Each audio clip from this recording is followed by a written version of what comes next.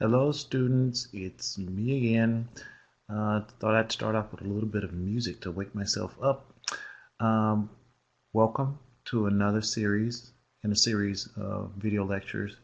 Tonight or today, we're going to talk about leadership, diversity, and group planning. So, again, all very important and key aspects of works that you will need to learn as you're moving forth in the groups class. So pay close attention, and as always, please make sure that you target your readings to make sure that you have a better understanding of the concepts that we were going to explore tonight. So with that, let's get into the presentation.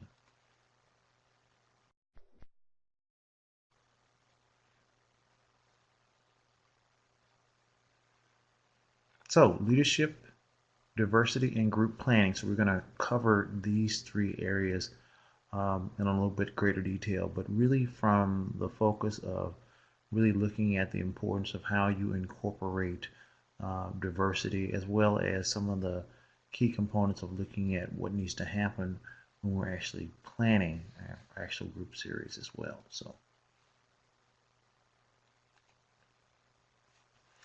So as you move forward into the work that you're about to embrace in terms of your groups and the things that you will need to do to prepare yourself to get ready to do a wonderful job in terms of your assignments. Understanding the whole notion of diversity and the importance of knowing that you're going to be working with a wide range of diverse backgrounds. So you may end up in a group setting um, working with any number of types of individuals, from the elderly to GLBT groups to um, support groups, and anyone is subject to be a part of that particular group. So again, just making sure that you become aware of who's in the room, who's in the group, and making sure that you plan around that as it relates to your leadership. So leaders need to be aware of the diversity that's a part of your group setting and to actually compensate and adjust based on that. So when we talk about you as a leader uh, and you're looking at cultural components, cultural competence, um, it's about looking at and examining these types of issues that are here for yourself. Um, how comfortable are you, for example, with difference? Knowing that I've got someone that's a polar opposite of me sitting across the room from me. Um, how flexible am I in terms of being able to adapt my thinking to actually look at someone else's experience and behavior? Um, am I going to be able to perceive everybody through my own cultural lens, or do I need to be aware of the fact that if I do that, how does that play itself out in the group setting? Um, and then I need to be able to sort through the information about those communities, what's really going on in the different communities that are different from mine. So really starting to look at that whole piece around competence, and again, a better response, I think for me personally, would be responsiveness to really recognize these dynamics as you're moving forward in terms of the group work that you will be doing to keep these pieces in mind. Also, expanding and looking at opportunities to develop your own cultural sensitivity. Um, you have to start at home.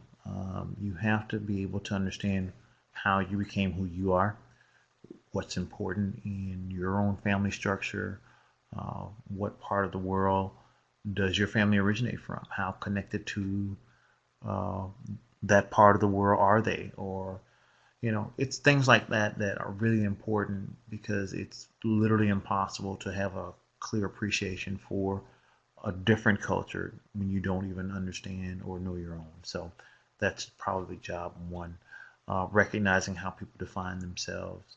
And then also acknowledging the various societal attitudes that members have about diverse groups.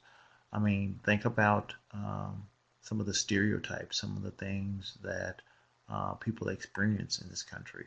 If you think about populations of color and look at well-being indicators, or look at access to wealth and jobs, or appropriate education, you'll see that there are gaps, and you hear all the time people talking about these gaps in the education system, where um, students from fairly similar backgrounds perform differently in educational settings, and what is that about? And so recognizing that there are those real life things that are happening in these other communities that shape how they then see the world and how they experience it. So things of this particular nature are going to be very important for you to recognize as you're moving forward in your group settings, facilitating and taking leadership roles in your group. Understanding the cultural influences on the group dynamics, recognizing that these things will look different. So communication and interaction as it relates to just the use of space, how close people sit to each other or how far they're away. Um, are there words that translate in another person's language who may speak English as a second language that just don't exist in the other culture? The sub formation or the group sub formation, looking at all of those particular dynamics and how those things are influenced. Recognizing also, I think social integration is a very important one, the influence of discrimination and oppression on members, and how it actually may impact how they communicate in a group setting, or relationships with government, or relationships with folks of different races where they may have always had a wonderful experience.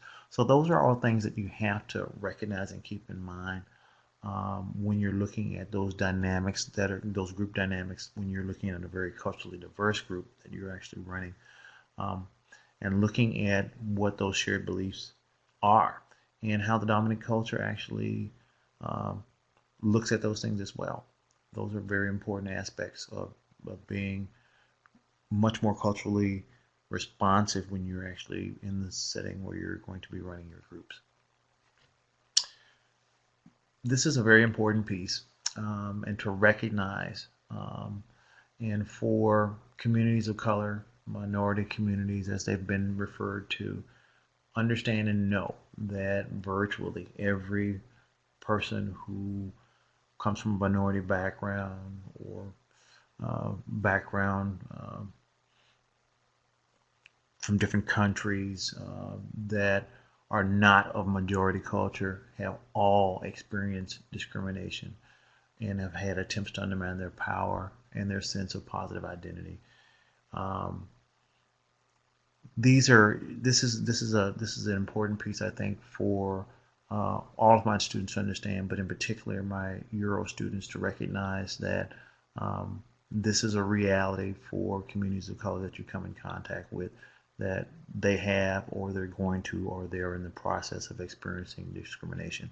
And it's almost a rites of passage, unfortunately, but to recognize that whenever you're interfacing with these groups. As a leader, you've got to have these skill sets as well. You've got to know and understand social work values and skills. You've got to explore language. You've got to ask questions. You have to empower people. And then you have to also confront prejudice and discrimination as it becomes apparent within the context of your group or within the context of the conversation. And then use those culturally appropriate techniques to make sure that you're being as responsive and respectful as you can be. Planning the group. So we're switching gears and we're moving away from the cultural aspects of the leadership, but really looking at more of the nuts and bolts. And so as you're planning your group, you really need to be looking at establishing what's the purpose, and typically starting any group session by letting people know what the purpose for why we're here is crucial, because without that kind of leadership and guidance, groups will wander. They will go into all kinds of different territory, and it'll actually become a larger problem than it would be from the first place. Also recognizing and assessing the sponsorship and membership of the group. So who is putting it on, who's paying for it, what are some of the goals, are you going to be able to recruit members? So these are things that you should all be thinking about as you are putting together your group proposals to get ready to move into the community to do your group settings. As you're thinking about a type of group um, that you're going to be working with, or the one that's going to be assigned to you, these are things that you're going to need to think about as you're putting together your proposal. How are you going to orient people? What kind of contracting are you going to do? What kind of agreements are going to be in place? Um, are you going to have space? What's the environment? What does the literature say about this particular population in the group process? How are you going to evaluate the work that you have actually done? Um, and putting together that proposal, as well as maybe looking at whether virtual groups, similar to what we're doing here online and through Adobe Connect. So all these are things that you need to think about as you're looking at planning your group. So we've talked a little bit about the purpose. We talked a little bit about the sponsorship. We're going to spend a little time talking about the membership as well. So recognizing that the purpose needs to be fairly explicit, and that it should encompass the individual and group goals. Um, and it should answer the question of what are we doing here in our time. So when you're running your groups, whether they're practice or in the field, you need to be very specific and very clear with people about what their time is going to be used doing for that particular group setting in that day. Also recognizing that some of the membership pieces will have these components around group workers, members of agencies. So as you're going out to actually put together your proposal, you will more than likely be connecting with staff from the agency to really determine what kinds of things are going to be appropriate for you to do as you're planning your group in their particular facility.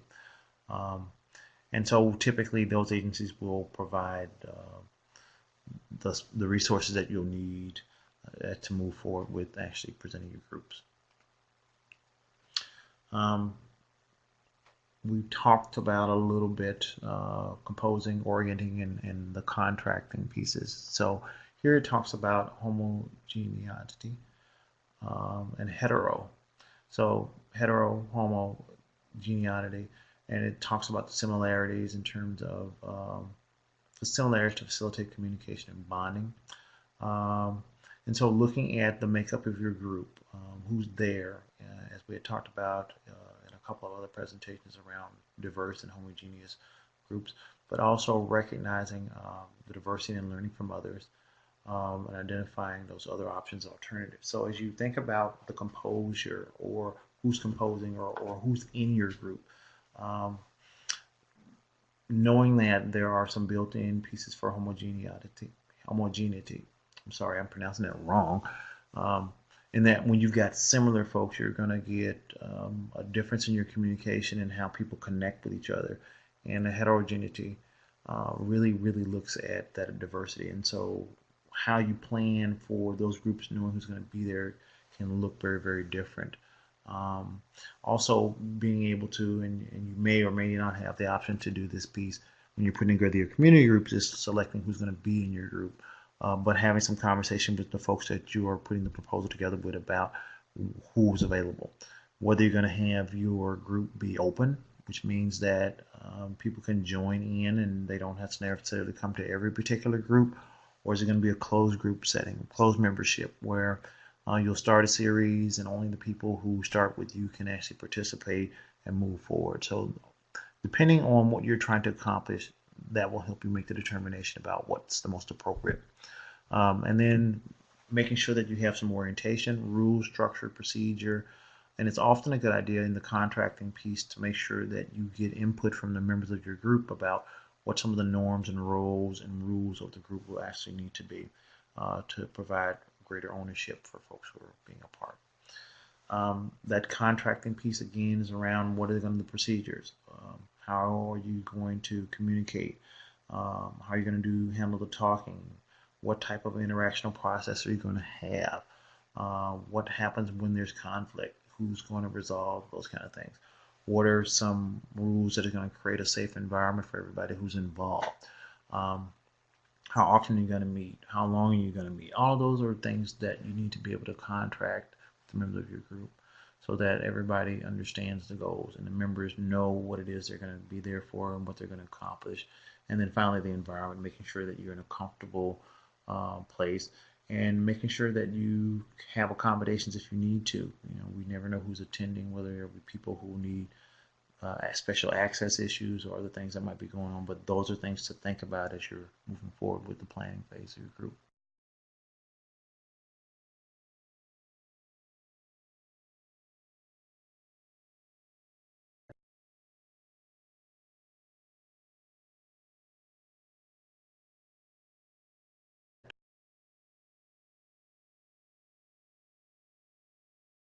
Um, really looks at and talks to you about the importance of evidence-based practice. So making sure that the things that you're doing in the context of your group settings are things that have been evidenced and researched, and we know that they actually um, have some validity and work in the field, as well as looking at then how you're going to look at your evaluation, how you're going to monitor whether you accomplished the goals that you set out, whether you met your purpose. Um, and then looking at also the possibility of virtual groups, internet chat, things of that particular nature are going to be very important as well. So hopefully this will give you some insight in terms of really looking at understanding some of the dynamics that are part of leadership and the importance of the recognition of diversity as well as planning for your group. So we'll spend some more time in class probably talking about as we start moving towards the draft group proposals that you'll be putting together. These are going to be actually operationalized once the agencies have been assigned to you in terms of moving forward. So again, as always, we encourage you to complete your readings and come to class prepared for lively discussion to make sure that we move forward and do the best job we can as we are working through this group class. So once again, thank you for your time and attention.